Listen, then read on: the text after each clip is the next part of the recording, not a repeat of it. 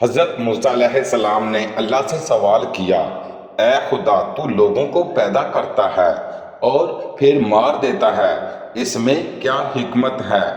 حق تعالیٰ نے فرمایا، چونکہ تیرا سوال انکار اور غفلت پر مبنی نہیں ہے، اس لیے میں درگزر کرتا ہوں ورنہ سزا دیتا۔ تو اس لیے معلوم کر رہا ہے تاکہ عوام کو ہماری حکمتوں سے آگاہ کر دے، ورنہ تجھے مخلوق کے پیدا کرنے میں ہماری حکمتیں معلوم ہیں۔ تیرا سوال علم کے منافی نہیں ہے۔ کسی چیز کے بارے میں سوال آدھا علم ہوتا ہے، اگرچہ تو اس سے واقف ہے، لیکن تو چاہتا ہے کہ عوام بھی آگاہ ہو جائیں۔ کسی چیز کا علم ہو جانے کے بعد ہی اس کے بارے میں سوال جواب ہو سکتا ہے۔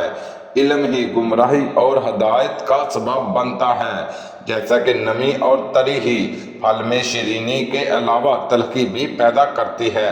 ملاقات اور تعارف سے دوستی اور دشمنی پیدا ہوتی ہے، اور غذا ہی سے بیماری اور صحت دونوں پیدا ہوتی ہیں۔ اے موسیٰ، تو ناواقفوں کو حکمتوں سے واقف کرانا چاہتا ہے، اس لیے تو جاہل عارفانہ برت رہا ہے۔ ہم بھی اس کے علم سے انجان بن کر تجھے جواب دیتے ہیں۔ اللہ تعالیٰ نے جواب میں حضرت موسیٰ علیہ السلام کو حکم دیا کہ کھیتی بو دو۔ جب کھیتی تیار ہو گئی تو انہیں اسے کاٹنے کا حکم دیا، اور پھر حضرت موسیٰ علیہ السلام سے پوچھا کہ تو نے خود کھیتی بوئی اور پھر اسے کیوں کاٹ ڈالا؟ حضرت موسیٰ علیہ السلام نے عرض کیا کہ کھیتی کے پکنے پر اس میں دانہ اور بھوسا تھا، اور دونوں کو ملا جلا دینا مناسب نہ تھا۔ حکمت کا تقاضا یہی تھا کہ دونوں کو الگ الگ کر دیا جائے۔ حق تعالیٰ نے پوچھا کہ یہ عقل تم نے کہاں سے حاصل کی؟